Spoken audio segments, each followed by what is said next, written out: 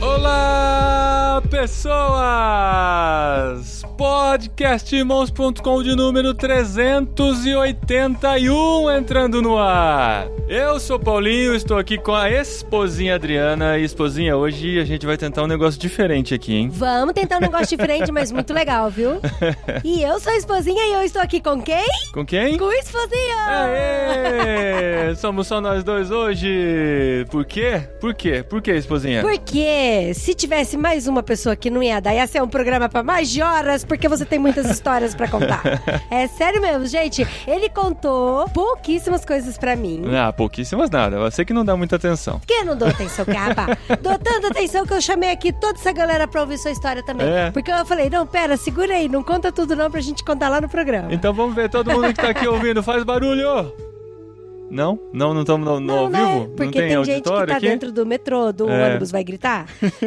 Pega bem mal. Esse aqui é um programa especial, gente, porque como vocês sabem, eu viajei bonito. Viajou na maionese. Nesse mês de setembro, que acabou de acabar pra vocês que estão ouvindo aí na data. Passei 15 dias na Ásia numa experiência transcultural inacreditável, algo que eu nunca passei nem perto de experimentar na vida. E o jeito de contar pra vocês é eu ligando o microfone aqui com a esposinha e tentando contar um pouquinho dessa experiência, do que eu vivenciei lá, do que eu experimentei, literalmente experimentei na Ásia. Foi uma oportunidade muito grande que eu tive. Eu fui sozinho, a esposinha tá aqui pra tirar perguntas de mim e me ajudar a lembrar de muita coisa. Mas foi uma experiência incrível, numa oportunidade missionária de estar lá visitando missionários e participando de algo muito especial, dentro de uma missão muito especial que trabalha para a Ásia. E nesse programa eu vou tentar passar aqui por áudio um pouquinho disso. Eu já contei muita coisa no Instagram, pra quem me segue no Instagram já viu os stories lá de tanta coisa que aconteceu lá. Nós também temos 2 podcasts gravados que vão entrar no podcast Cepal. O primeiro daqui uma semana e o outro no mês seguinte. Com os missionários que estão lá, eles vão contar muita coisa também, mas agora eu vou contar as minhas impressões. Isso! Nesse podcast especial missionário, mais um podcast Olha isso, missionário. Podcast.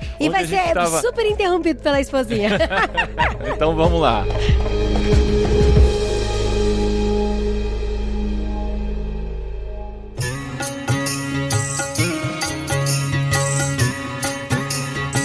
Olha só, sabe quando você tem uma imagem, uma ideia de um país ou de um lugar? Daí, tipo assim, quando o Paulinho recebeu o convite, que a gente tem que aqui agradecer as pessoas que fizeram o convite. A gente vai citar todo mundo pro Paulinho, aqui. que foi pra lá e tal. Quando ele recebeu o convite, daí na hora, assim, veio na minha cabeça, assim, tipo, elefante, sabe?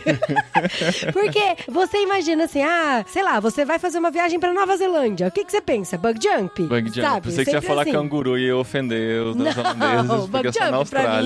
Pra mim, Nova Zelândia é bug jump. É Hobbit, é Senhor dos Anéis. Senhor dos Anéis, Nova verdade. Zelândia. Porque eu vou fazer uma viagem lá pra Finlândia. O que você pensa? Iglu? Assim? Finlândia? Nossa, iglu. Tem umas ideias muito estranhas desses países, Dri. Não sei se tem iglu na Finlândia. Acho que mas o que tem lá é o Yeti, lá, o pé grande. Então, o pé grande. É. Então aí a gente sempre fica pensando, sabe? Tipo, eu vou fazer uma viagem pra Ilhas Caimã. Você pensa o quê? Piscina, praia, Não, Ilhas Caimã eu penso em lavagem de dinheiro. Você tem o coração mais podre que o meu. Aí o Paulinho falou da viagem da Ásia. O que você pensa da Ásia? A gente conhece muito pouco da Ásia, fala a verdade. Muito pouco da Ásia. Eu fico, a gente que conhece os países mais marcantes, que são Japão, China e Coreia, talvez Coreia. E que a gente acha que é tudo a mesma coisa? Não, a gente não acha, a gente é mais esclarecido. Isso é verdade. As pessoas geralmente acham. Aí quando entraram em contato comigo e falaram, tem uma oportunidade de uma viagem pra Tailândia, pra Malásia e pra Singapura. A primeira coisa que eu tive que fazer, obviamente, foi jogar no Google Maps pra saber onde esses países ficam. Não, a primeira coisa que você fez foi saber se Singapura escrevia com S ou com C. Isso é verdade.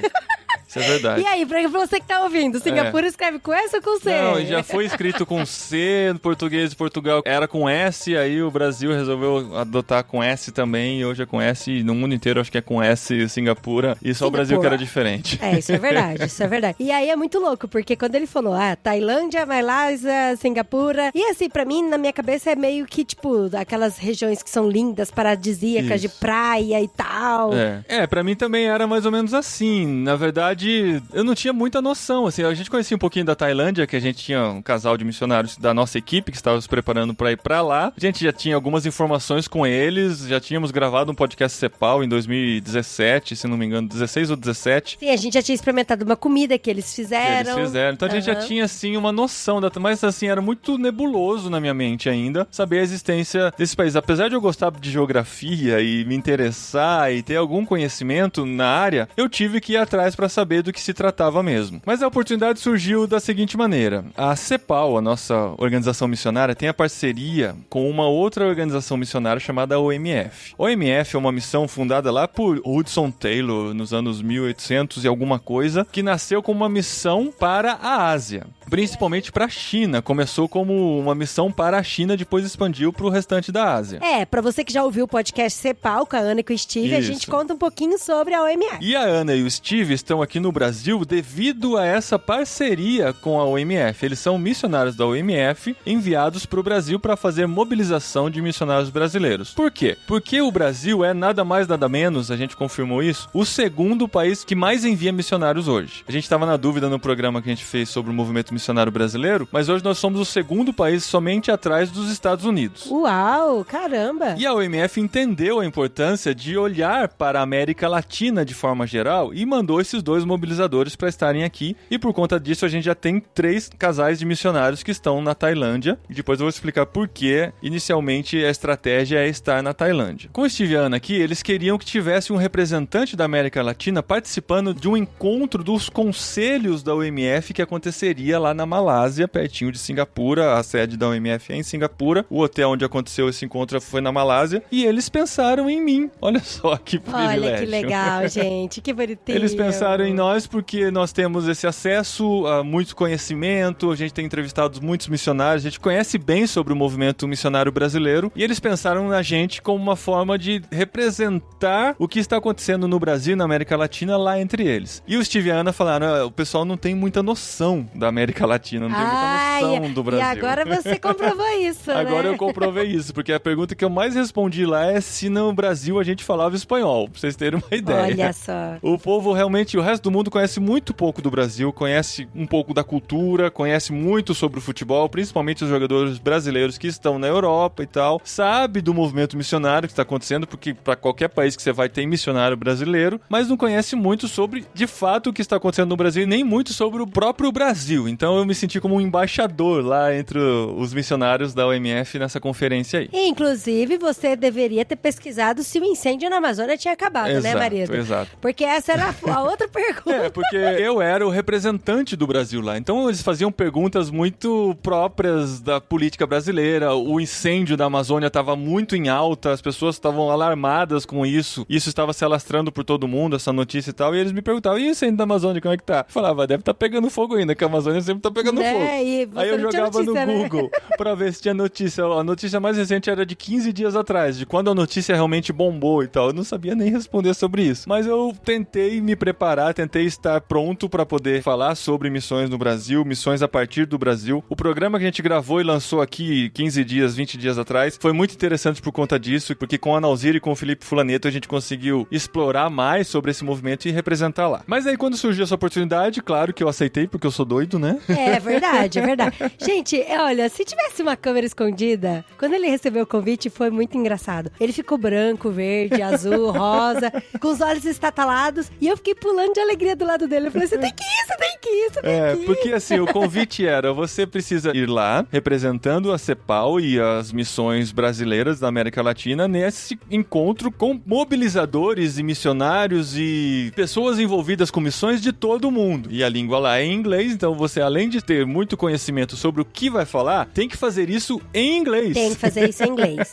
Tem que fazer. E o meu conhecimento do inglês é, digamos assim, intermediário, né? Aquele que a gente põe em currículo, né? Qual que é o seu inglês? É intermediário. É o tal do eu escuto bem, mas não falo direito.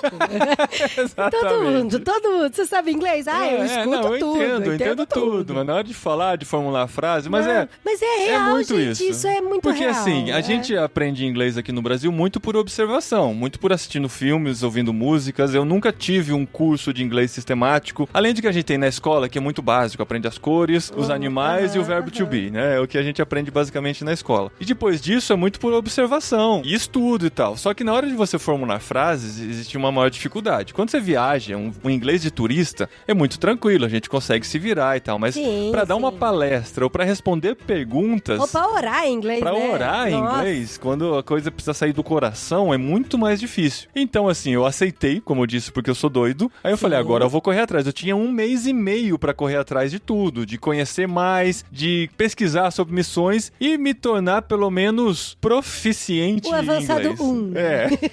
Passar do intermediário básico pro intermediário avançado, digamos assim, no inglês. E foi o que eu tentei fazer nesse 1 mês e meio. A Ana, mais uma vez, a esposa do Steve, e o Steve me ajudaram muito nisso. A gente fez aulas particulares por Skype, presenciais, em que ela me cobrava e me corrigia cada frase que eu falava e tal. Tudo bem que quando eu cheguei lá, não tinha ninguém pra fazer isso e eu falava errado do mesmo jeito, mas pelo menos eu aprendi muita coisa e consegui estar pronto pra essa comunicação. Como eu já estaria lá pra esse encontro na Malásia e a gente estaria pertinho da Tailândia, onde nós temos 3 casais de missionários da CEPAL atuando lá, a CEPAL chegou pra mim e falou, seria muito legal se você pudesse visitar esses missionários. E é aí que a viagem se tornou ainda mais interessante, porque entrou Tailândia no meu roteiro. Sim, e antes disso, a gente descobriu, olha só como Deus é bom demais, a gente descobriu que a Emirates não conseguia fazer o voo direto. Pois é, não tem voo direto pra Singapura.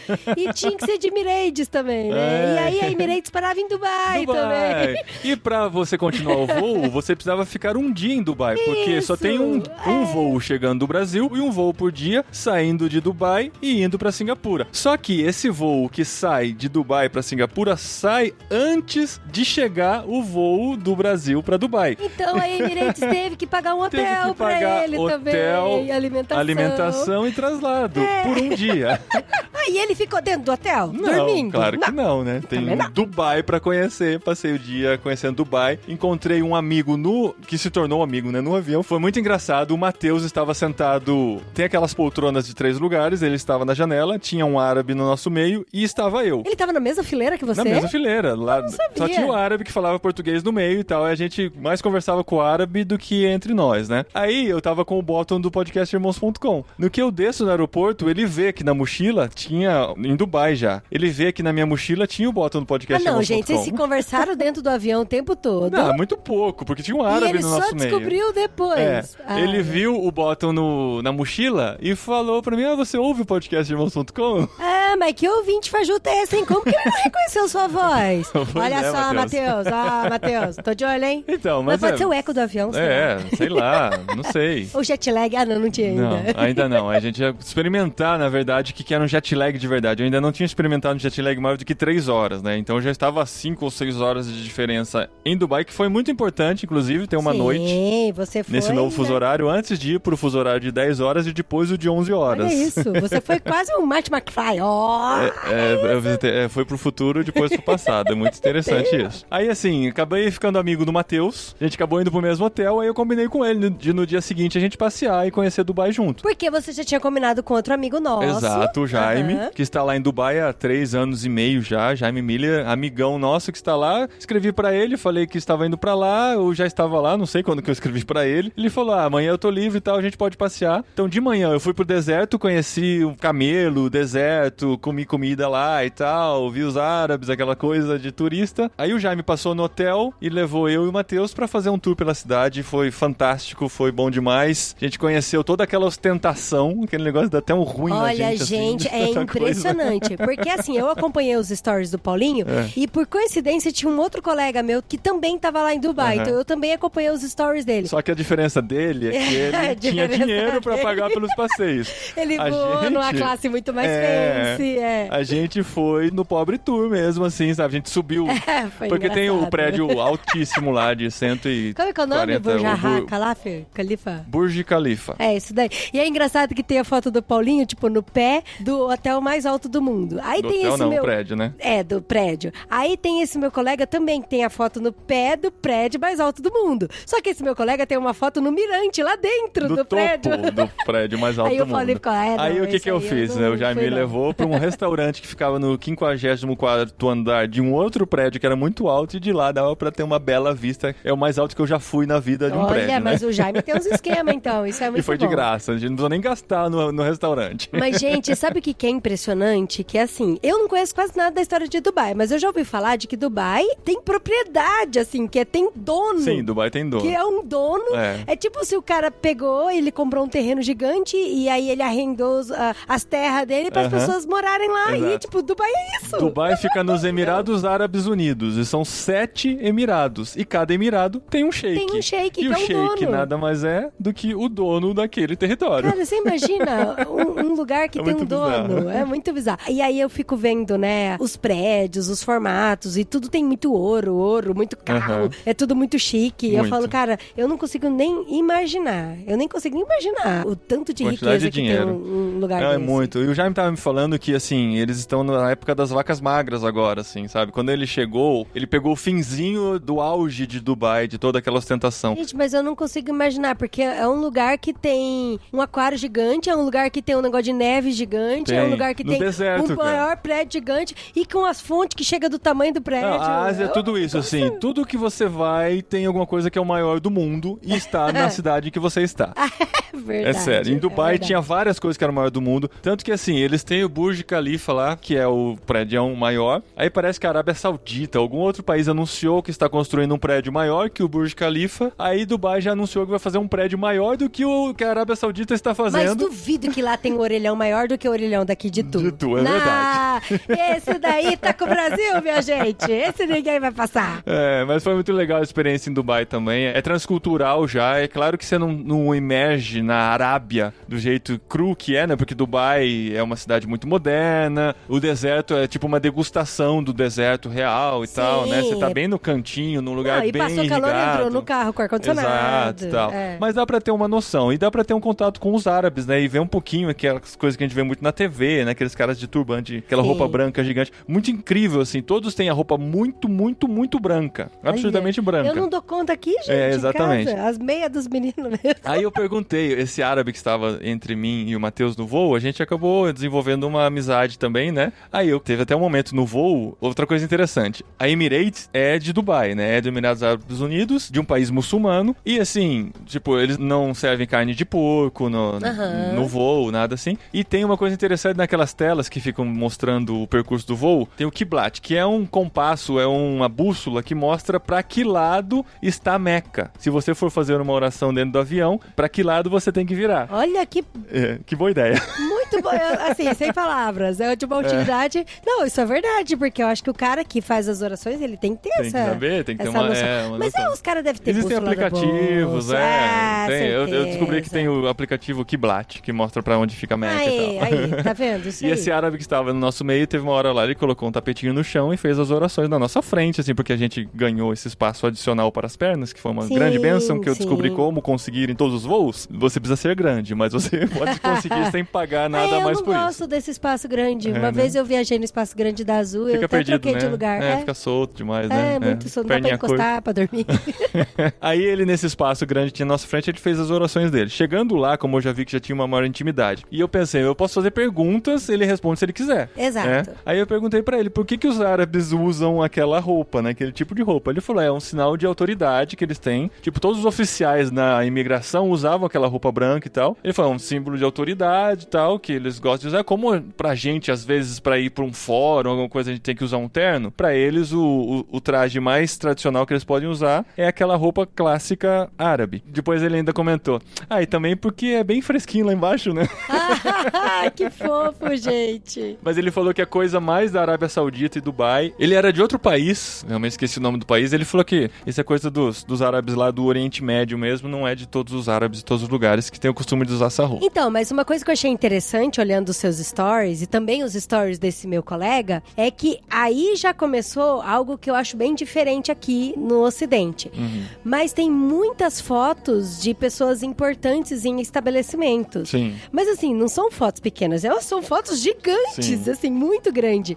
Tinha foto que era maior que o seu tamanho, assim, 2 metros de altura de foto. E eu achei isso tão curioso. Principalmente fotos, tem muito na cidade fotos do Sheik e dos filhos do Sheik. Então no ônibus você vê assim uma foto gigante do Sheik com a roupa típica árabe, com o turbante, com a roupa branca e tal, com a barba, bem característico árabe, você vê. E tem muito do marketing mesmo dele lá, é diferente de um aspecto religioso, que eu vi muito mais lá na Tailândia, que é o aspecto religioso do rei, de ser uma divindade. Não, lá o cara é um empresário, tem muitos negócios, tem a esposa tem muitas empresas, ele tem muitas empresas, o filho dele tem, não sei quantos filhos ele tem muitas empresas. Então tem muito mais a ver com marketing mesmo dessa exibição. E é interessante culturalmente ver, porque como é um marketing feito para árabes, a gente via muitos modelos árabes com a roupa típica árabe nas propagandas da rua que eu via lá, sabe? Então é bem interessante. Como eu vi muitos olhinhos puxados nas propagandas da Tailândia e de Singapura, porque eles não ficavam colocando loiros ocidentais para vender as coisas que eles querem gerar uma identificação. Então, na comunicação, foi muito interessante também observar um pouquinho o marketing que eles fazem lá, a publicidade. Então, esse dia foi muito interessante em Dubai, foi uma experiência muito gostosa, um presente de Deus mesmo, né? Porque foi tudo pago, ganhei um dia de passeio e tal, foi muito legal, mas foi muito legal essa observação cultural que a gente pode fazer. Sim, eu sou muito observador, então foi muito interessante ver vários aspectos culturais já nessa primeira parada e de como é muito diferente de tudo que a gente conhece. Sim, já conheceu uma moeda nova, né? O dirhams, né? Dirhams. Os dirhams. É porque assim, a gente já teve a oportunidade de ir para os Estados Unidos e para a Europa. Já é uma mudança muito grande de cultura. Já é um passo muito grande que, comparado com a nossa realidade brasileira, assim, a gente que nasceu e cresceu aqui, quando a gente chega em outro país, a gente já vê grandes diferenças na forma de se cumprimentar, de se portar, de se alimentar, até de pedir pra trocar o lanche do McDonald's. Exatamente. É tudo bem diferente. Só que assim, é um passo grande, mas ele é mínimo comparado com o passo que você dá quando você vai para um país asiático. A partir de... Eu falava que o Oriente Médio era Ásia, lá na Ásia o pessoal fala, não é Ásia, aquilo não é Ásia. Então assim, já é um passo maior do que Europa e Estados Unidos, mas ainda é muito menor do que a gente vai observar no próximo bloco sobre Tailândia, Malásia e Singapura. E o bom de você ter ido pra Dubai é que você já começou a comer comidinhas diferentes, mas não tão diferentes, né? O estágio em Dubai é interessante. Você começa a adaptar o fuso horário pra diminuir as consequências do jet lag e também já começa a se adequar com a cultura asiática, tipo uma passagem. Né? E o calor, é verdade.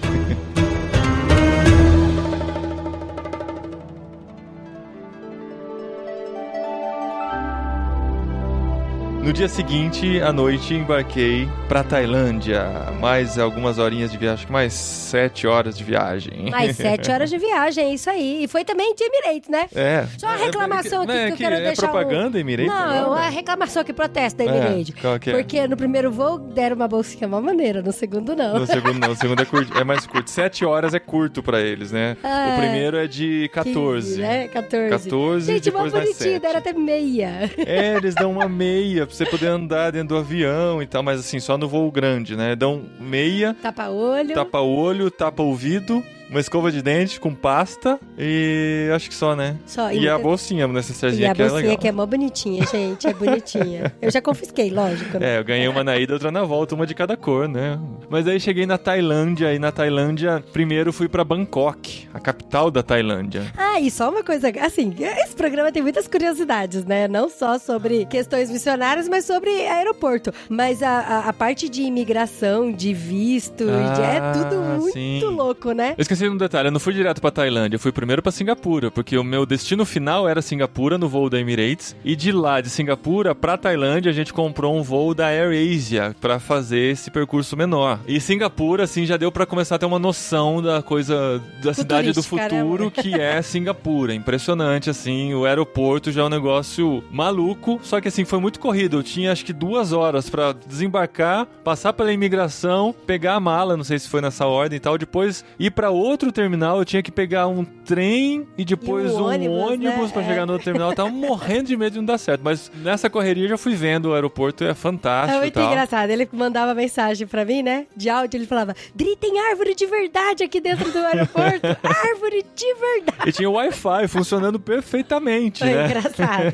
Nessa correria ele falando comigo. Aí foi nessa hora que eu me toquei que lá, nessa região, os motoristas dirigem do lado inverso. Londrinense, né? Do lado inverso do lado direito do carro. A hora que eu entrei no ônibus, eu vi que ele tava do lado direito. Eu falei, será que eles dirigem do lado direito? Aí eu comecei a ver os carros da rua. Falei, caramba, todo mundo invertido. Que da hora. Aí, mas eu corri muito, eu fiquei suado em Singapura já de cara pra pegar esse outro voo pra AirAsia, um avião muito mais simples, joelho apertado, aquela coisa e tal. Sim, sem bolsinha. Sem bolsinha. Sem tapa-olho. Limite de bagagem e tal. Foi bem complexo. Se bem que eu levei uma bagagem muito compacta, nem sei como eu consegui levar tanta coisa, porque metade da bagagem era presente pros missionários da Tailândia. Isso é verdade. Porque você tem uma esposa aqui muito eficiente, né, que foi atrás de tudo, que me ajudou com todos os detalhes e tal, e me ajudou a colocar tudo dentro da mala, né? Que foi bem importante essa tarefa. Mas aí eu cheguei na Tailândia e o aeroporto da Tailândia é um capítulo à parte, assim. A imigração da Tailândia foi um processo bem mais lento do que nos outros países por onde eu passei, né? Em Singapura é tudo automatizado, você passa lá, escaneia o passaporte, ele tira uma foto sua, você passa, questão de 5 minutos. Na Tailândia é uma muvuca, assim, é um monte de gente sem organização nenhuma, você escolhe que fila que você entra, depois as filas se misturam, nossa, uma maluquice. E assim, eu já tinha sido preparado que eu teria que levar meu comprovante de vacina de febre amarela. Então aqui no Brasil eu tirei esse comprovante. Tem muita gente que chega aqui no aeroporto no Brasil, no dia do voo, descobre que precisa desse comprovante e é muito mais difícil conseguir e tal, mas eu fui preparado, tirei esse comprovante. Só que cheguei lá, peguei essa fila maluca que ia se misturando e tal, até que chegou minha vez lá, eu descobri que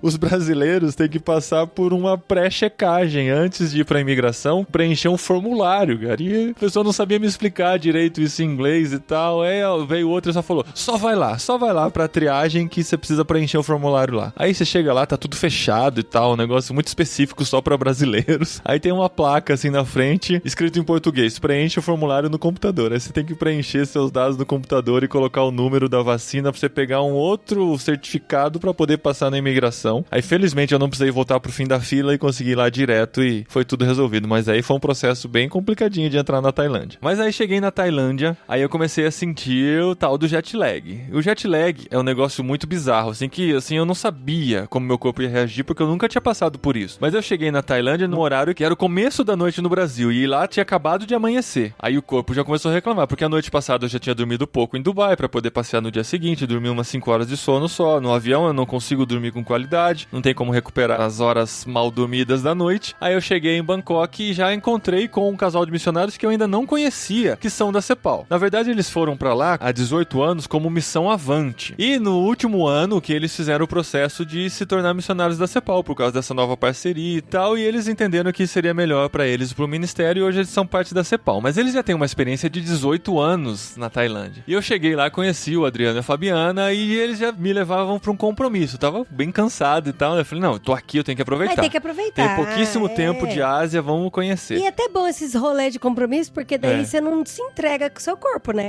E já vai dando, né? Já fica, já não, vai ajustando o horário. Tem que aguentar, vamos lá e tal. Mas daí, assim, eu comecei a entrar na realidade deles, de missionários na Tailândia. Eu comecei a sacar que eles já eram mais tailandeses do que brasileiros. Eles entendem ainda da cultura brasileira e já me foram apresentando. Foi uma viagem longa, o trânsito lá é caótico. A gente gastou mais de 1 hora pra ir um pequeno trecho lá. E isso era o quê? Um sábado? Eu cheguei lá num sábado e mesmo assim... Porque assim, na Ásia, a Fabiana me explicou assim, né? Aqui o mundo não foi criado em 7 dias. Pra eles, não existe o conceito do domingo, né? Ou do sábado, o dia do descanso e tal. A Tailândia é um dos países que tem a maior carga de trabalho, assim. Parece que assim, quando você entra no trabalho, o seu primeiro direito de férias, depois de 1 ano, é 1 semana de férias. Isso vai aumentando gradativamente até que chega a 15 dias, uma coisa assim. Depois de muitos anos. Então assim, era sábado, mas o trânsito tava horrível pra gente chegar pra esse nosso lugar lá. Foi bem complicado. Mas a gente foi conversando e conhecendo mais e apresentando a realidade da Tailândia e tal. E é um casal sensacional com 2 filhos que tem uma cultura totalmente mundial. Isso é uma coisa muito interessante de filhos de missionários, que eu descobri mais nessa viagem, que eles são considerados os Third Culture Kids, que são filhos de terceira cultura. Ou seja, os pais têm uma cultura, eles nascem numa nova cultura, trazendo a bagagem dos dos pais, ou às vezes eles nasceram na cultura anterior e foram pra essa nova, e eles têm uma cultura que não é de lugar nenhum. Não é a cultura brasileira, cultura dos pais, né? Não é a cultura tailandesa, não é a cultura americana, da escola americana onde eles estudam, e eles têm uma cultura só deles. Isso é bem interessante. Mas eles são duas crianças que falam português, inglês e tailandês. E eles já cresceram aprendendo essas 3 línguas. Isso é fantástico. Tanto que o mais velho agora tá estudando chinês, e ele chegou pros pais e falou: nossa, pai, como que é difícil aprender uma nova língua. Eles já falam 3 línguas. Ah, mas é que agora ele tá aprendendo, né? Antes era, sei lá, por osmose. Agora ele tá no processo de aprender. E ele quer que o irmão mais novo também aprenda chinês pra eles terem uma língua só deles. Porque os pais já foram missionários em outro país aqui da América Latina e eles sabem falar espanhol, e quando eles querem falar uma língua que os filhos não entendem, eles falam espanhol. Agora os filhos querem aprender chinês pra poder ter uma língua que os pais não entendem. E a gente tem que aprender a língua do P, né, amor? Porque daí eles não entendem. Quem sabe, né? Aí a gente... às vezes a gente soletra, agora eles já sabem soletrar. Com as crianças não dá pra soletrar. A gente tenta falar em inglês de vez em quando, o André já pega muita coisa na conversa. E não dá. Vamos inventar uma língua nossa.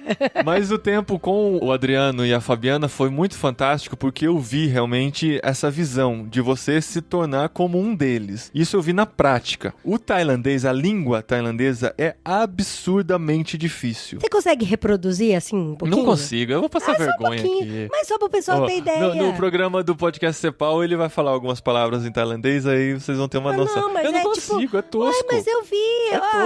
É tipo um chinês mais difícil, assim. Não sei se é mais difícil que o chinês, é diferente. É meio fanho, assim, né? É assim, é isso aí. É assim, é muito tipo louco. Isso. Porque a língua tailandesa, isso ele vai explicar depois também, não vou entrar em tanto detalhe aqui, mas ela é tonal. Ou seja, ela tem várias palavras que pra gente são iguais, 5 palavras diferentes, que pra eles são palavras totalmente diferentes, simplesmente porque eles falam em tons diferentes. Sim, é como o chinês. Igual o chinês, né? Que você fala ma, é porque você tá brava. Aí você faz ma, aí é manha. Aí se você faz ma, aí é cavalo. É por aí. Uns tem um exemplo do ma também no tailandês que eles usam, que é diferente. E não é cavalo, nem mãe, nem... até o nome da Fabiana, se você fala fa, sabe? São coisas diferentes. É o apelido dela. E todo mundo tem apelido na Tailândia, isso é muito engraçado. O meu apelido era Paulo, que é meu nome. Seu apelido devia ser aquele barbudo branquelo gigante, né? O único barbudo, o único branquelo, o único gigante. Lá eu me senti bem extraterrestre, assim, na Ásia em geral, né? Porque eu sou alto, branquelo e barbudo. Então. E na Tailândia, eles não têm pelo na cara. E eles são mais morenos, têm o olhinho puxado e são mais baixos. Então, quando eu andava na rua, pra começar, na Tailândia, ninguém anda a pé. Ou eles têm carro, ou eles têm bicicleta, ou eles têm uma motoca, ou eles andam nas conduções no tuk-tuk que passa, ou uma caminhonetinha que eles dão uma esticada na parte de trás, as pessoas vão em pé, meio que penduradas. Sim, assim, porque tal. Moto lá cabe 6 pessoas na moto, né? Tem por aí. Aí tem outro missionário que eu encontrei lá, que é o Davi, ele me falou, se você vê alguém andando na rua, é estrangeiro, porque o tailandês não anda a pé na rua. É impressionante mesmo. Eles não são gordinhos, né? Pois é, eu não sei como que eles queimam calorias. Porque eles não andam.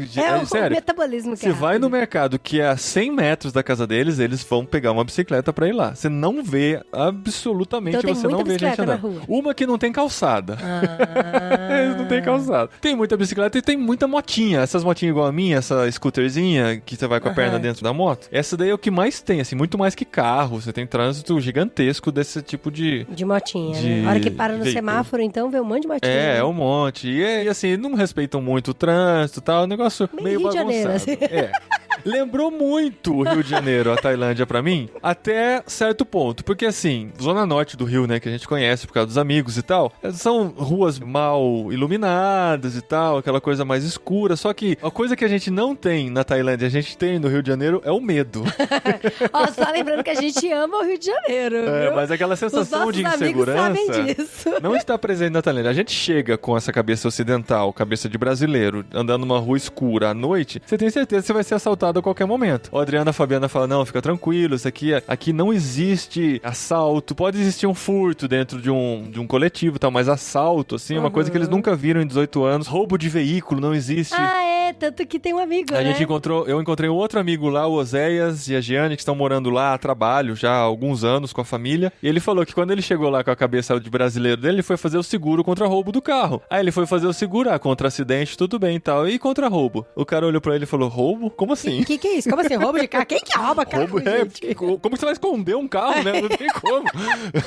É bonitinho, né? Então, essa mentalidade deles é muito louca. Eu fui sentindo aos poucos. É claro que uma semana na Tailândia não é nem o começo de uma experiência na Tailândia. Mas já dá pra ter uma boa noção do contraste com o que a gente vive no Brasil. O Adriano e a Fabiana disseram que pra você aprender a língua, em um ano de intensivo aprendendo a língua, você aprende o básico do básico pra se comunicar. Com 5 anos, você já pode dizer que você se comunica bem. Com 10 anos só, eles estando lá e falando tailandês e vivendo na realidade tailandesa, é que eles começaram a se sentir confortáveis falando a língua. Caramba. O Adriano vai explicar mais sobre isso também, mas existem vários níveis da língua. E ele já tá 18 sabe? anos lá, né? Caramba. Não, e ele já tá num nível que, assim, eu presenciei, é claro que eu não entendi, mas ele me traduziu.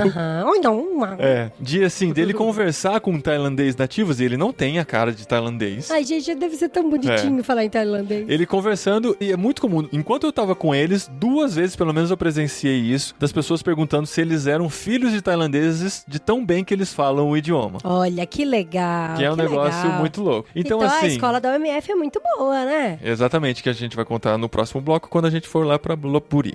Ah, sim. Nossa, a gente tá na Tailândia, em Bangkok, depois que a gente vai pra Lopburi.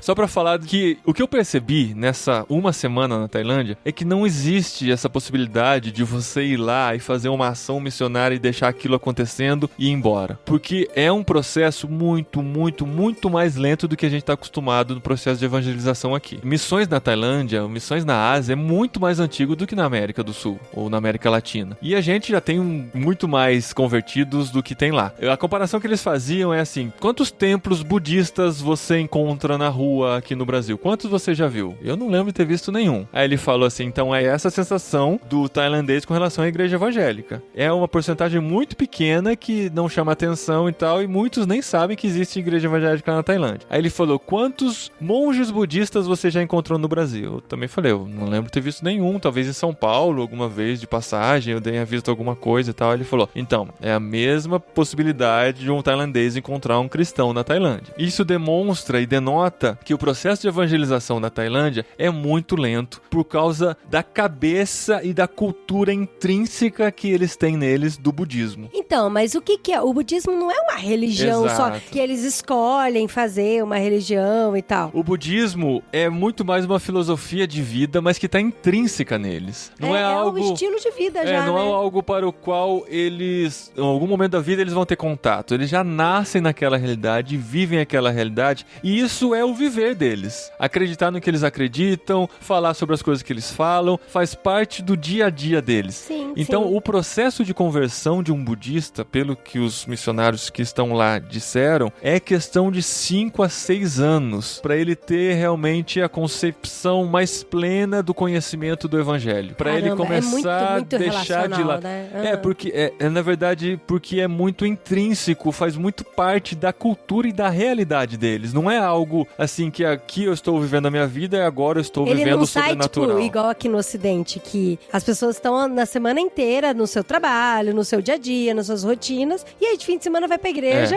e depois volta pra casa. Eles vivem o que a gente quer que os cristãos vivam aqui, né? Que é ser cristão em todo o tempo, independente da situação, mas isso ser algo, não algo que você precisa pensar pra praticar, algo que você já viva naturalmente. O tempo todo, né? Eles já vivem naquilo e o budismo traz uma carga cultural muito grande que faz com que o pensamento deles, a maneira de agir, a maneira de se alimentar, tudo seja moldado por essa mentalidade. É maneira de agir, é como se alimentar, como você viver, como educar os filhos. Então, assim, eles têm templos, eles têm as adorações, eles têm as orações. E assim, é tudo desde que você nasce. Imagina que desde que você nasce, você faz tudo isso o tempo todo. Daí, de repente, quando alguém te apresenta Cristo e fala do relacionamento de Cristo com a pessoa, das boas novas, da verdade, do evangelho, e aí tudo que a pessoa sempre fez desde que nasceu, ela tem que mudar o hábito dela.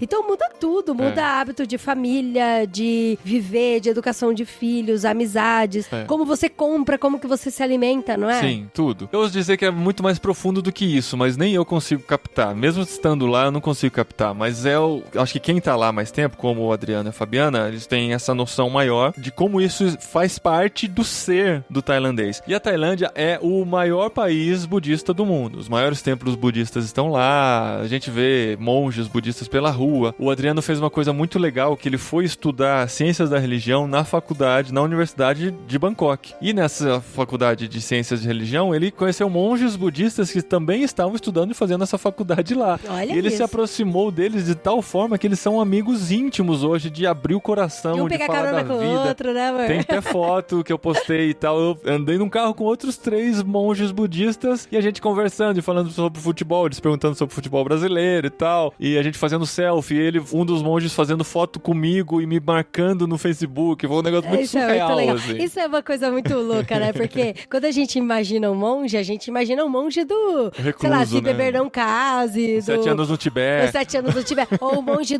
de 2012, daquele filme ruim pra caramba, de catástrofe, que é aquele monge que fica lá no alto com as perninhas cruzadas e fazendo... Aí quando o Paulinho falou pra mim, não, o monge fez foto com o tablet e me marcou no Facebook. Mas, gente, que monge moderno. Primeiro que ele faz faculdade, olha só. Então ele é super intelectual. Faz selfie com o tablet e marca no Facebook. Então ele é totalmente incluso digital. Né? E ele batendo papo com o Adriano sobre coisas profundíssimas, assim, da espiritualidade, sabe? É um negócio muito, Nossa, muito que louco. experiência, amor. Caramba. Eu presenciei isso e muito mais o Adriano tá no meio disso, sabe? Que Poder da hora. conversar com os caras que vivem isso. E os caras sabem que eles são cristãos, Sabe? né? E eu tava junto. O Adriano vivia fazendo comparações do pensamento budista com o pensamento cristão, sabe? É um negócio surreal, assim, né? De acesso que ele tem, de como eles se tornaram como um deles aí. E vocês vão conhecer mais eles no podcast Cepal da semana que vem. Eu não vou contar mais muita coisa, porque tem toda essa conversa. Tô contando mais as minhas impressões de vivenciar tudo isso. E pra eu também não esquecer, né? Daqui a pouco a memória começa a falhar, daí eu volto aqui pro podcast pra lembrar de tudo que eu vivi lá. De tudo que aconteceu. Mas sabe uma coisa que o Paulinho me falou, que eu fiquei muito chocada, assim? Mas quando a gente pensa aqui, né, no Brasil, aqui em Vinhedo tem alguns movimentos, assim, de pessoas que se consideram, né, simpatizantes do budismo. Vou falar assim, não falo nem que elas são simpatizantes. Inclusive, o budismo muitas vezes é visto como algo bonito, Sim, então, né? eu conheci uma das pessoas e eu perguntei pra ela, né, eu falei, por que você é simpatizante e tal do budismo? E ela falou, é porque eu busco algo transcendental que seja de paz e de harmonia e de aceitação e ser zen e tal. Então, assim, ela é uma pessoa que é simpatizante e meio que tá no meio disso. E a gente que tá bem completamente por fora, imagina de que o budismo é algo assim, zen, de boíssimo e tal. E aí, quando o Paulinho chegou na Tailândia e teve contato com muitos templos, com conversas com pessoas, viu que não é tão bem do zen, assim, né, amor? Aqui, assim, o budismo no ocidente, ele é romantizado e tal, ele é visto como uma filosofia de melhoria de vida e tal, do mindfulness, aquela coisa, né?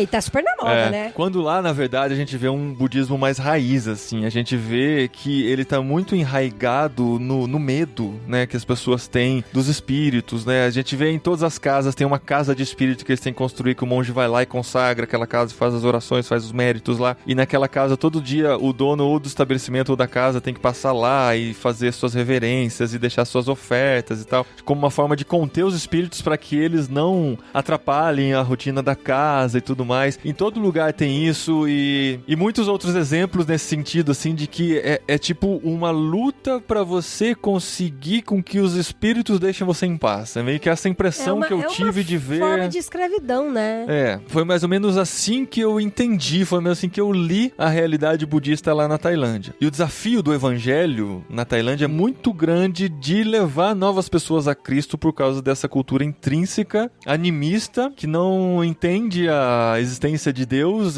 entende algo mais energético, mais transcendente aqui na Terra mesmo, porque Buda foi, né, o cara que conseguiu atingir o ápice espiritual e tal, que todos os monges buscam chegar até lá. E a gente vê essa luta grande, esse desafio grande, e eu volto de lá muito mais por dentro dessa realidade e muito mais ciente desse grande desafio do evangelho penetrar nesses corações, e volto muito desejoso a ser esse mobilizador para levantar mais pessoas, para assumirem esse compromisso, assumirem esse desafio de levar Jesus para aquele povo lá tão querido, tão educado, impressionante como eles são educados, como eles querem te tratar bem, como eles te respeitam, muito pela cultura também, né, de verem pessoas mais velhas ou pessoas que eles julgam que tenham um status maior dentro da sociedade, eles fazem a reverência e tal, e como para eles isso é tranquilo, eles não se sentem inferiores nem nada, só simplesmente dentro da cultura. Não tem uma certa inveja inveja, uma carga, né? Não, uma carga negativa. Isso. Mas isso é muito louco, sabe? Isso é muito louco. Tem coisa aqui que a gente vai só jogar de informação e vai deixar vocês pensando. Mas, por exemplo, a Tailândia é considerado o maior país budista do mundo. Aqui no Brasil é considerado o quê? Um país o quê? Cristão. Cristão, um dos maiores do mundo. Um dos maiores do mundo. E lá a gente vê que é muito difícil ter essa carga negativa de inveja. Eles respeitam muito a autoridade. Você falou bem no esquema de energias. Exatamente. E aí você vê que eles respeitam a autoridade. O Paulinho andou por ruas escuras sem medo nenhum de ser assaltado. No terceiro dia eu já não tava com medo. Nos 2 primeiros eu tive. Eles não têm isso. Eles têm a cultura do respeito, do amor, da proximidade, da questão da autoridade. E aí você chega aqui num país onde o cristianismo, a essência do cristianismo é amar a Deus e amar ao próximo, e aonde você não tem essas coisas. Não vive isso. Tem a ver com a questão cultural, sem dúvida nenhuma, que é de como do próprio asiático, que tem uma educação totalmente diferente da nossa, de como eles encaram o mundo, a questão da cosmovisão e tal. E é claro que tem a ver com a religião. Não dá pra saber se eles são assim por medo, por serem oprimidos pelo pensamento, que faz parte da vida deles, e a gente não tem esse medo, e a gente vive essa libertinagem aí de forma mais escancarada. Mas é algo pra se pensar mesmo, como que eles conseguem ter uma sociedade muito mais organizada, muito mais trabalhadora. Eu não vi mendigos, todo mundo consegue fazer seu próprio negócio, dar um jeito, monta uma barraquinha de comida. Comida é um capítulo à parte. Comida daria um podcast de 2 horas. Essa barraquinha de comida eles chamam de restaurante. Comidas e macacos. Pra você comer na Tailândia é muito tranquilo, porque assim, qualquer esquina tem algo pra comer. Pelo que eles me disseram, eu não consegui conviver com os tailandeses, mas eles disseram que é muito difícil o tailandês cozinhar em casa, e tem muitos que não tem nem fogão. Porque é muito fácil você sair e comer de forma barata, uma comida boa e gostosa. Qualquer refeição minha lá, eu gastava menos de R$5 pra me alimentar. Gente, é um pratão recheado, viu? Não era pequeno, recheado de pimenta, né, diria. Assim, mas gostoso, gente. Ó, o que dá pra falar da comida tailandesa? É uma comida saborosa, rápida de ser feita. Você chegava lá, tava tudo cru, eles jogavam tudo num panelão, uma frigideirona, num tacho, assim, mexia e tal. Eles chamam de pat, que é o mexido, né, eles lá, e podia ter ovo, podia ter brotos de feijão, arroz sem sal, tudo lá misturado, lamen e tal. É uma comida muito rápida, mas assim, pra gente que é ocidental, 1, 2, 3, 4 dias até que vai, mas chega lá pro 5º dia, você fala, nossa, esse tempero de novo. Você ainda que não gosta de comer misturada, né, amor? Exatamente. Ele, olha, pra quem conhece o Paulinho sabe que é o arroz bem no canto, o feijão lá no outro canto, o tomate ele come numa vasilha separada, ele come comida tudo separada. Olha que ele mandou uma foto pra mim do prato tudo misturado. Tudo misturado, mas é bonito falei, isso, o prato. Deus, vai, trabalha na vida desse homem. Mas não é aquele misturado feio, assim, sabe quando a pessoa mistura arroz com feijão? Fica aquele negócio, aquela papa, assim, nojenta, assim, eu feia. Acho tão gostoso. Aí põe uma banana com farofa. Ai, é muito bom, aí, gente. Não, lá é um misturado harmônico, bonito, sabe? Então, assim, dava vontade de comer, era gostoso. E outra coisa, eu fui lá com a cabeça de experimentar coisas. Tanto que no primeiro dia em Bangkok, eu experimentei a convite dos meus amigos Adriano e Fabiana, o famigerado grilo à milanesa. Nem a milanesa era grilo frito mesmo, seco, com os temperos. Aí todo mundo pergunta, qual que era o sabor do grilo? Eu falei, era o sabor de grilo. Era uma palha seca, oleosa, porque é frito em muito óleo. Ele é esturricado, sabe? Ai, credo. Não, é esturricado, é seco, não tem mais víscera, não tem mais nada lá dentro. Assim, é uma palha que você come com a perninha serrilhada. Ai, eu vi, gente, parece barata, credo. Tá nos seus stories isso ainda, né? Tá nos stories. Dá pra você ver lá, entra nos destaques dos meus stories. Então, Tailândia gente, é a segunda coisa. Pra você ver minha sofrência, porque se eu faço um pão de queijo aqui e dá uma queimadinha no fundo, ele já não come. Eu como. Agora vai pra Tailândia, ele come pata de grilo. Ah, como. A gente comia de tudo lá. Experimentei vários tipos de comida. Aí, assim, o sabor que tem é o sabor do tempero que eles colocam lá. Você trouxe umas coisinhas pra gente comer, não é nem salgado nem doce. Eu trouxe alguns salgadinhos aqui, coisa que dava pra trazer. A comida asiática, pelo menos onde eu experimentei, nos 3 países que eu fui lá, o que tem é que, assim, nada é muito salgado nem muito doce. O doce não é muito doce, a comida não é muito salgada. É todo aquele insosso que a gente chama aqui, assim, sabe? No começo é meio estranho, mas depois, conforme você vai entendendo, aprendendo a combinação dos sabores, que a pimenta serve pra abrir o seu paladar, pra poder sentir os outros sabores. Então eu não cheguei nesse ponto, só senti a pimenta até então. Mas aí você começa a apreciar. E os missionários que estão lá, eles gostam daquela comida. Isso é muito legal. Deus já vai moldando o coração desde cedo, legal, né? Pra gostar daquilo. Porque tem o casal de amigões nosso que tá lá, que é o Thiago e a Mila, né? Que o Paulinho vai falar deles daqui a pouco. E eles sempre gostaram muito da comida. E eles têm uma filhinha e a filhinha come de gosto a comida também, sabe? É muito legal isso. E isso tem tudo a ver com a vocação deles, com o amor que Deus coloca no coração deles. Já vai colocando no coração. Se Deus me mandasse pra lá, uma das maiores dificuldades seria a comida. E não é por conta dos insetos, tá? Os insetos são um snack apreciado por eles. Eu vi as pessoas comendo assim na rua, como se fosse um saquinho de salgadinho e tal, mas você não precisa comer isso. Tem muita comida boa e muita variedade de comida lá. Mas eu acredito que com o tempo vai acostumando e vai encontrando os melhores caminhos pra se alimentar de acordo com o nosso estômago aceita e tal. Mas foi muito, muito interessante. Tem muita coisa de Bangkok pra dizer, conheci vários lugares lá, não dá pra contar tudo aqui. Conforme a gente vai se encontrando no caminho aí, a gente vai contando mais, mas agora a gente vai pra Lopburi, outra cidade da Tailândia, onde eu encontrei os missionários lá.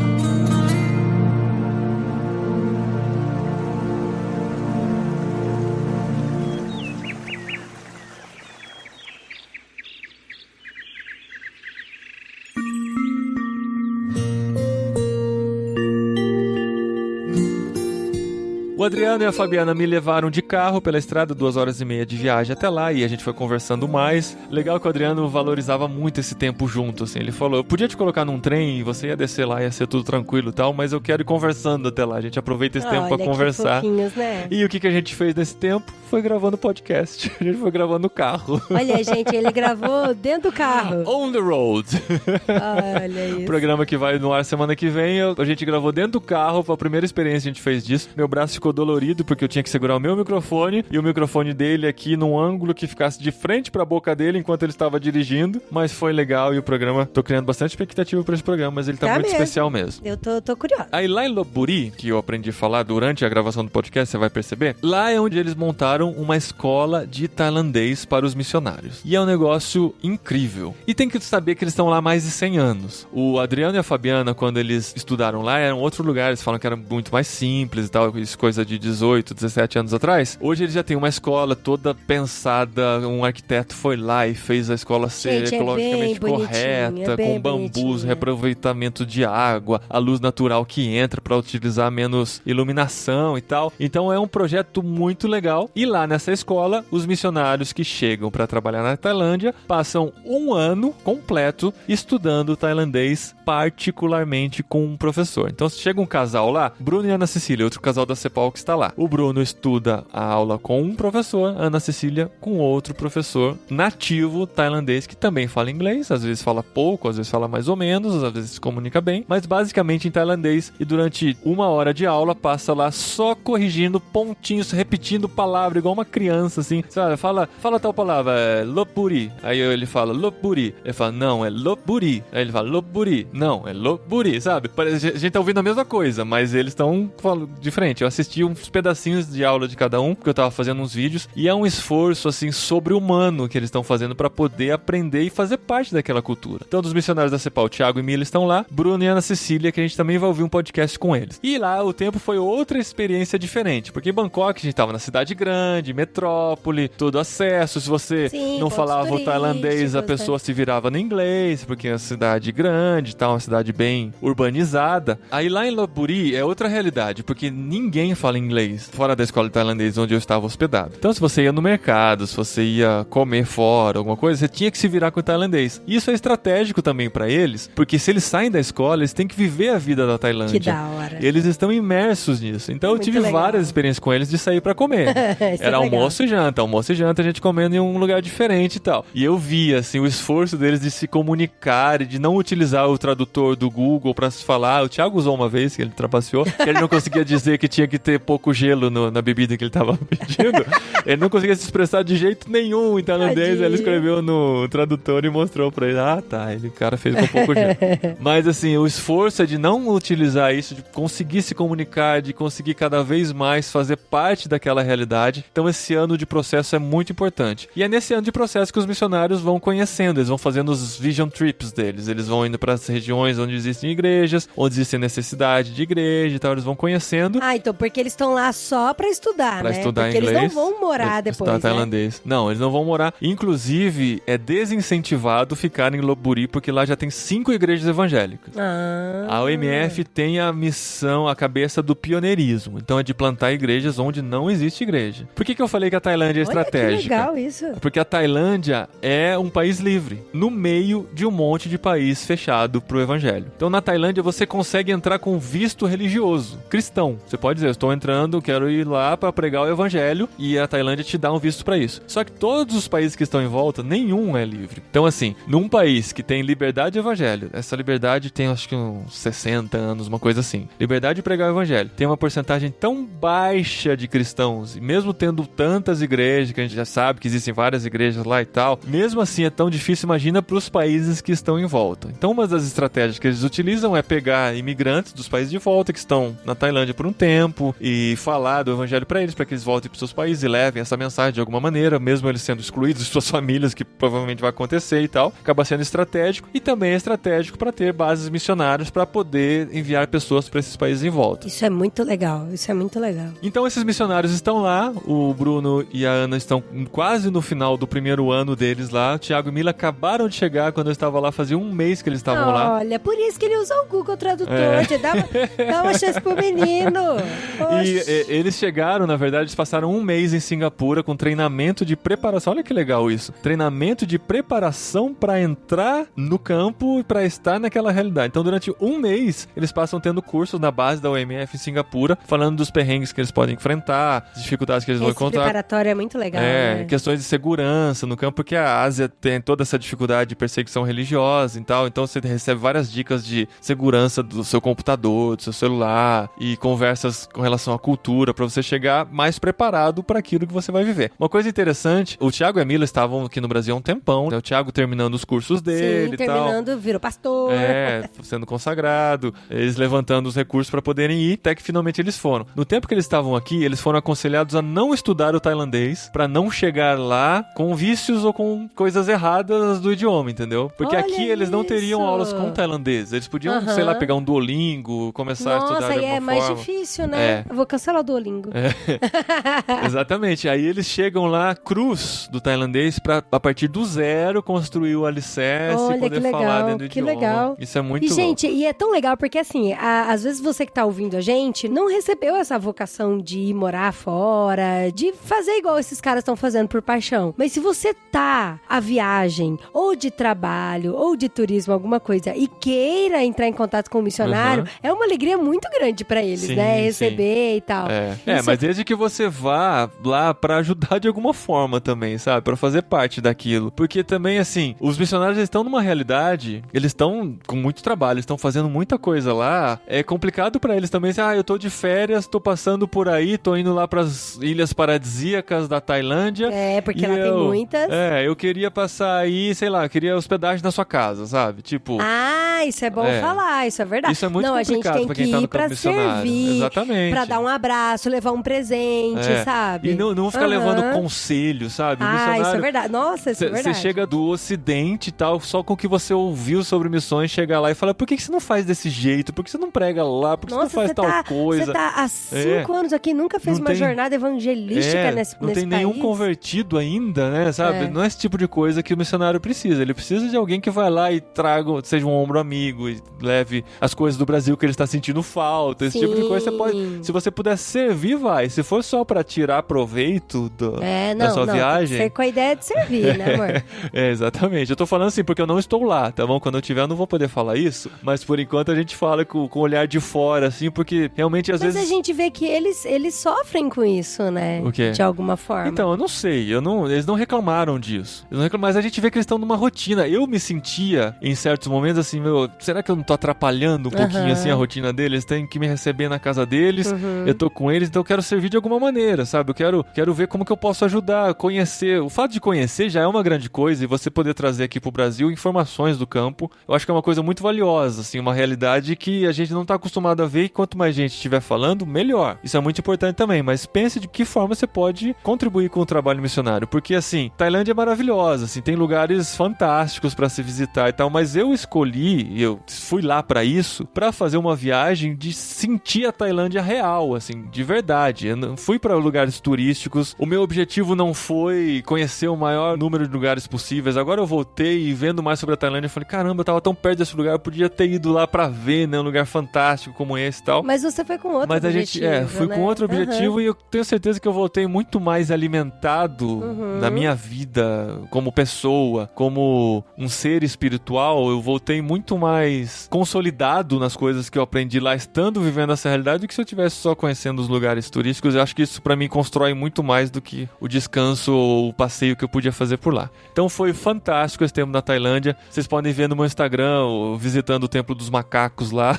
Do jeito que a gente tem problema de pombos na nossa cidade, eles têm problemas com macaco em Lopburi. Gente, tão bonitinho o macaquinho tomando suco. Tomando suco, mergulhando na água lá e tal. Eles estão espalhados pela cidade. É uma praga, realmente. É um problema de saúde pública pra cidade de Lopburi, mas acaba sendo uma atração turística. Tem gente que despenca lá de Bangkok pra lá só pra ver os macacos do meio da rua andando na cidade lá. Mas essa foi a experiência que eu queria compartilhar com vocês sobre a Tailândia. E agora, no último bloco, eu vou contar um pouquinho do meu primeiro objetivo, que foi o que me levou pra Ásia, que foi conhecer mais do que Deus está fazendo lá na Ásia, no meu tempo lá com o conselho da OMF.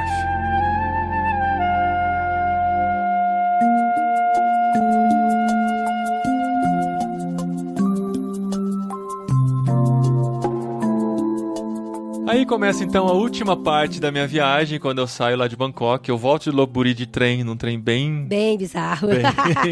Bem raiz, eu diria assim, né? Também, cara, a gente pagou R$4, equivalente a R$4 por uma viagem de 2h30 de trem, sabe?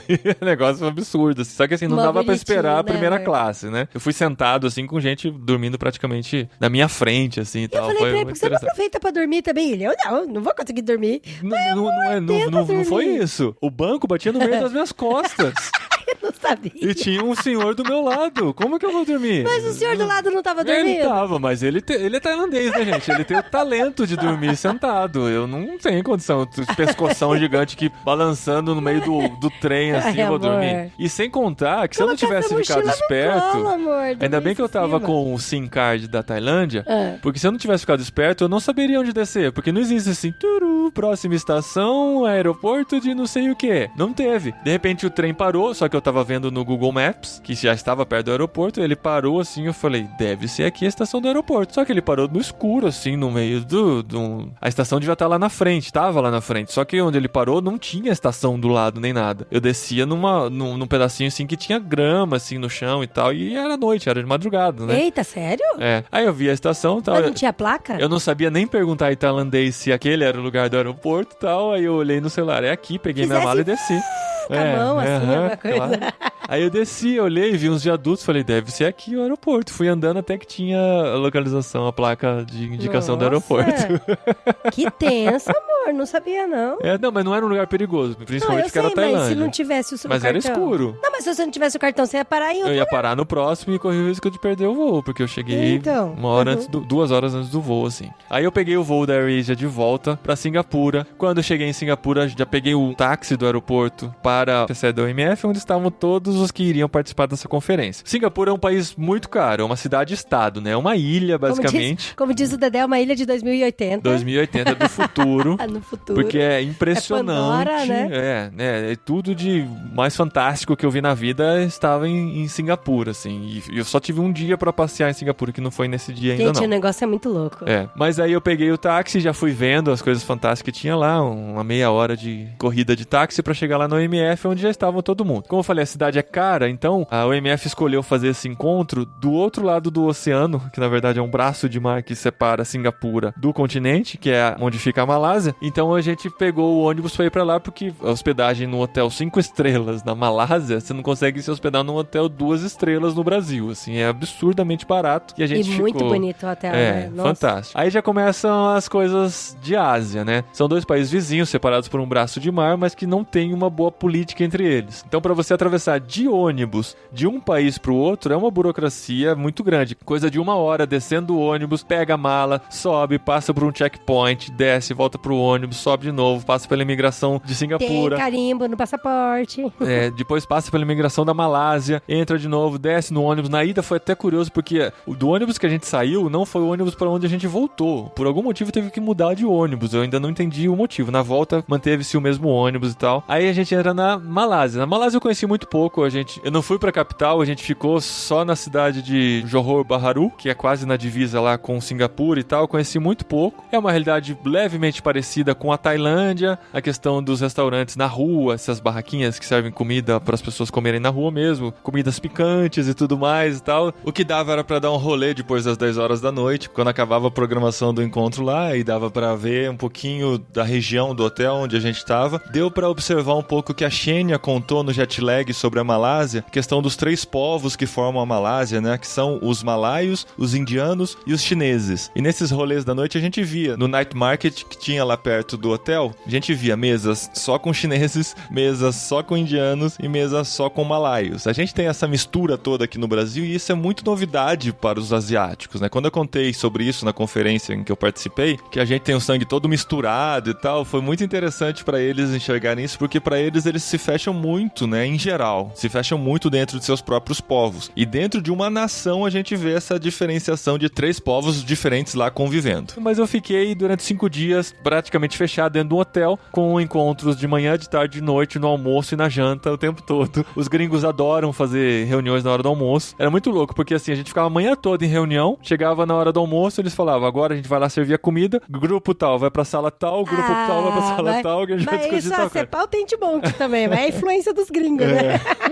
E o que a gente fez nesses 5 dias foi simplesmente pensar sobre a ação missionária na Ásia Oriental, que é o foco da OMF lá, e por questões de segurança e por a gente estar num veículo público e bem divulgado como é o podcast, a gente não pode contar muita coisa, e eu me senti muito privilegiado, eu me senti muito privilegiado por estar lá e poder ouvir histórias que, assim, eu só vou poder contar no particular com amigos, a gente não consegue divulgar por questões de segurança mesmo dos missionários que estão no campo, porque a maioria dos países são países fechados e exige acesso criativo para estar lá, não dá para entrar com visto religioso nem nada, tem que ser como profissional, mesmo assim é muito difícil de conseguir, e o meu papel lá foi simplesmente apresentar o que está sendo feito de missões na América Latina e principalmente no Brasil, que a gente tem mais informações. Então, durante 3 dias eu passei colhendo informações, além das informações que eu tinha colhido estando na Tailândia, mas eu fui conhecendo sobre o que está sendo feito na Ásia a partir de todos esses conselhos que estavam lá. Eram 18 conselhos missionários ao redor do mundo. Então tinha conselhos dos Estados Unidos, do Canadá, do Reino Unido, da Holanda e da Bélgica, de países da Ásia mesmo, da Nova Zelândia, da Austrália. Então era gente do mundo inteiro reunido, não necessariamente missionários, alguns já foram missionários e hoje fazem parte desse conselho, que são pessoas que pensam missões e avaliam missionários e enviam missionários. Então são essas pessoas que estavam lá reunidas e eu pude aprender muito nesses dias com eles. Quando então, no último dia, quando a cabeça já estava bem calibrada com o inglês, porém muito cansada de ter ouvido inglês por tanto tempo. Gente, você imagina, quando a gente participa de congresso no português, no último dia a gente já tá podre? Tá muito cansada, exatamente. É muito louco isso. Aí assim, somando a situação de que eu não tinha dormido bem nas noites, né, porque o jet lag é exatamente isso, você sente sono durante o dia e à noite, por mais cansado que você esteja, você acorda no meio da madrugada totalmente sem sono. Cansado, quebrado, mas sem sono, porque seu corpo acha que você está dando uma cochilada do meio do dia e ele não vai te segurar o tempo todo lá. E ainda na última noite, antes de eu falar, por causa da ansiedade, obviamente, dormi muito mal e acordei mais cedo para poder passar na minha mente, ensaiar tudo que eu ia falar. Mas o mais louco é que, assim, lógico que o Paulinho se preparou, ele estudou, ele conheceu pessoas, ele estudou bastante sobre a questão de missiologia, principalmente aqui da missão da América Latina, mas eu falei pra ele, amor, você é um servo, um instrumento nas mãos de Deus. Então eu sei que todo cansaço vai atrapalhar. Eu sei que a sua não tão habilidade com inglês também vai atrapalhar. Mas o mais importante é você se esvaziar e deixar Deus conduzir você, né, amor? Isso. E o resultado foi muito legal. Eu nunca orei tanto pelo dom de línguas como eu orei nessa viagem. Mas foi muito bom, assim, porque assim, as pessoas que estavam lá sabiam que a maioria das pessoas que estavam lá não tinha inglês como primeira língua. E todo mundo estava fazendo um grande esforço para poder falar inglês. Tem gente que o inglês é a segunda língua, mas fala com uma fluência inacreditável, melhor do que eu falo português. inglês. Mas eles entenderam muito bem quando tinha um representante da América Latina lá e com o seu inglês macarrônico tentando se comunicar. E eu acho que assim, o saldo final foi positivo, porque os testemunhos que eu ouvi depois, pessoas que vieram falar, gostaram muito de ter conhecido mais, foram inspiradas, foram impactadas pelos dados que eu levei lá, pela devocional que eu levei. Porque assim, de manhã, primeira coisa do dia, eu dei uma devocional de 30 minutos, falando sobre a unidade da igreja, a unidade do corpo de Cristo, e como é interessante a gente poder, de países diferentes, de países até inimigos, podermos trabalhar junto por uma causa. E eu ouvi testemunhos assim, de que, assim, China, Japão e Coreia do Sul não são países amigos. E quando as pessoas veem um chinês, um japonês, um sul-coreano trabalhando junto para proclamar o evangelho, eles veem como o evangelho gera uma transformação nas pessoas. Sim, sim. E essa unidade, né? Do corpo de Cristo, da gente entender que nós somos um em Cristo, mas ao mesmo tempo nós somos variados, né? Nós somos diferentes. E essa diferença, ela é importante para que a gente tenha igrejas variadas, tenha organizações missionárias variadas e tenha ações variadas. Isso é muito incrível e foi sobre isso que eu compartilhei nessa meia hora. Depois a gente teve uma sessão de bate-papo, um painel, né, em que eu e mais outros convidados estávamos lá na frente, eu representando a América Latina, e eu respondi perguntas sobre como a gente poderia ser mais eficazes no envio de missionários da América Latina para lá, com relação às burocracias, com relação aos processos que precisam passar e tal. Olha o tamanho da responsabilidade. Olha isso.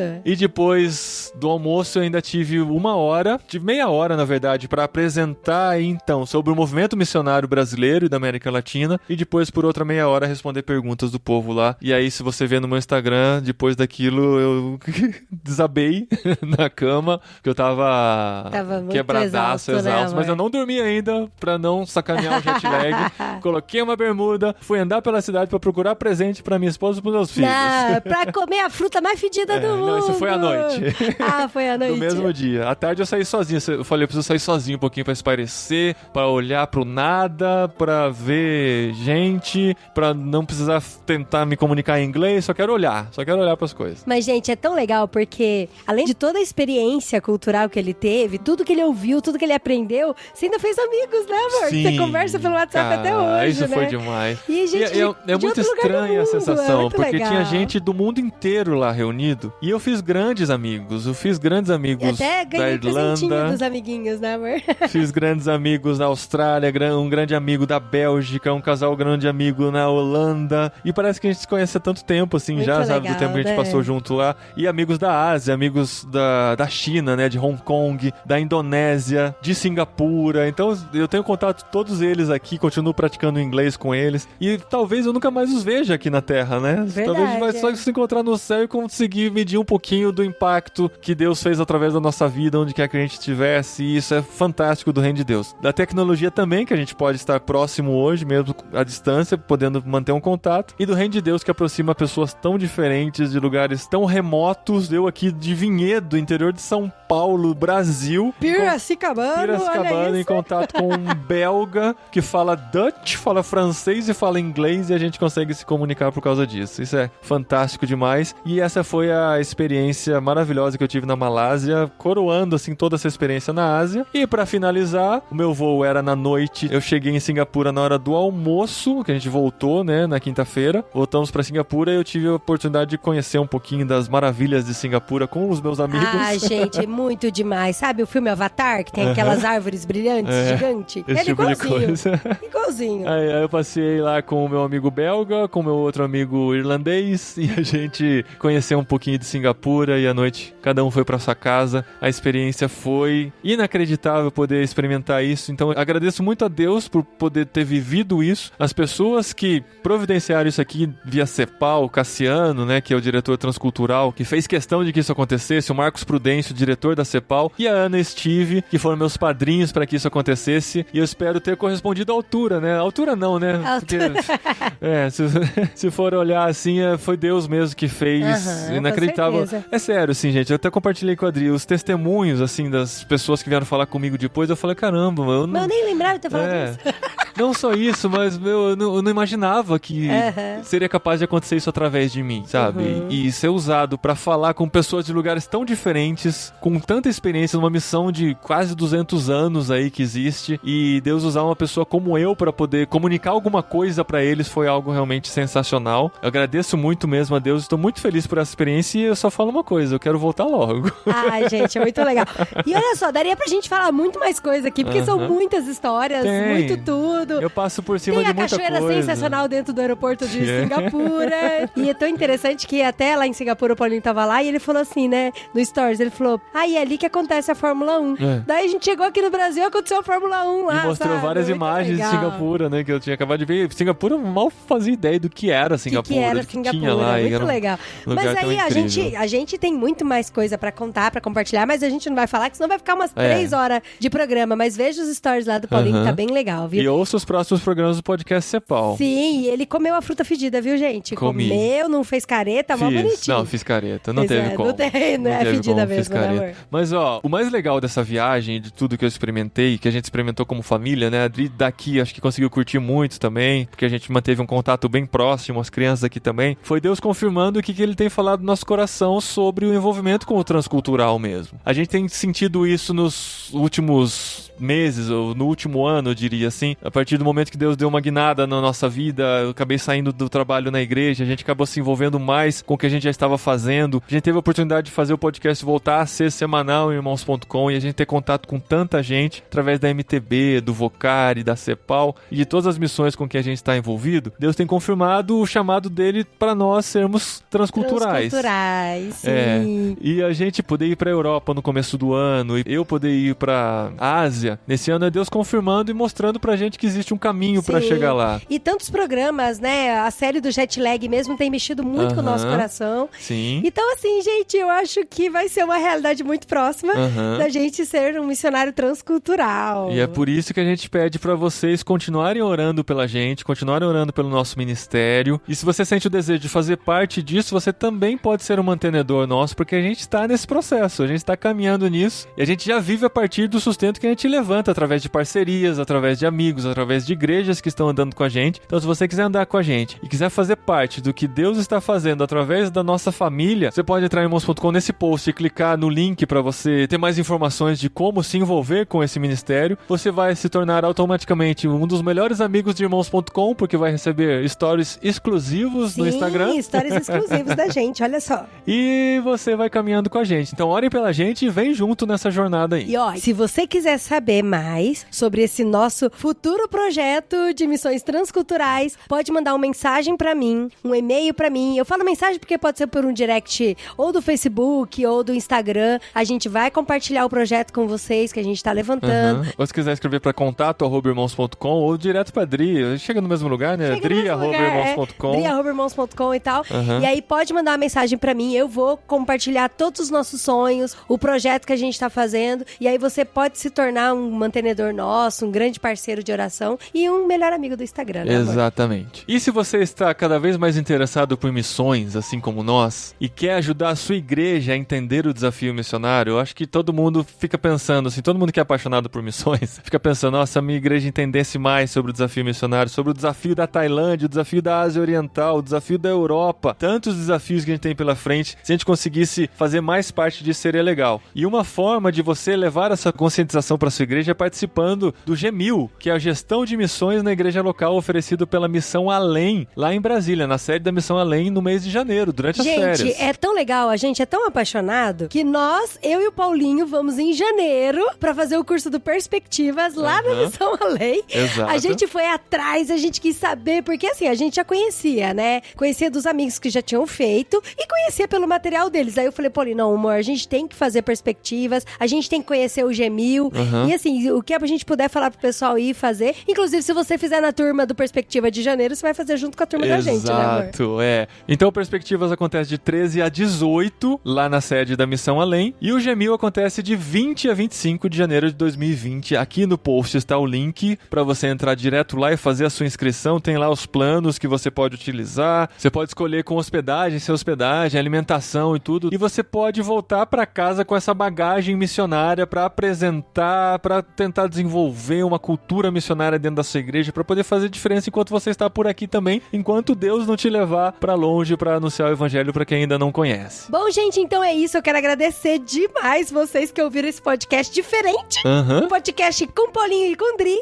Será que a gente faz mais isso? A gente fez isso no final do ano passado, né? A gente fez. No final desse ano a gente faz também a retrospectiva do ano. Tem muita coisa pra contar. Tem muita coisa. A gente tava olhando pra trás. Foi muito maluco, né, amor? A gente tá começando outubro, tem mais 3 meses ainda. Foi só 3/4 do ano e já podemos dizer que foi o ano mais fantástico, incrível, inacreditável da nossa vida. Louco. Se fosse só essa viagem pra Ásia, já seria, né? Mas já tem seria. O resto do ano inteiro. Mas, inclusive, até sobre essa paixão transcultural que tá surgindo no nosso coração, eu acho que daria um podcast, hein? Sim, vai ter. Com essas histórias nossas, nossas histórias. Tem muita história, gente. E muito louco. Tem muito sinal de Deus nisso. Isso. Muito. Então vem com a gente, continue acompanhando nossos podcasts, que a gente vai falar muito sobre missões. Semana que vem é o primeiro podcast com o Adriano e a Fabiana, que a gente gravou lá no carro. Já vai entrar no podcast Cepal e dentro do podcast Irmãos.com também. E a gente continua junto aqui nessa jornada semanal de podcast Irmãos.com. E eu acho que semana que vem tem o Cepal e tem mais um especial do Impulso aí, é só ficar ligado. Olha isso.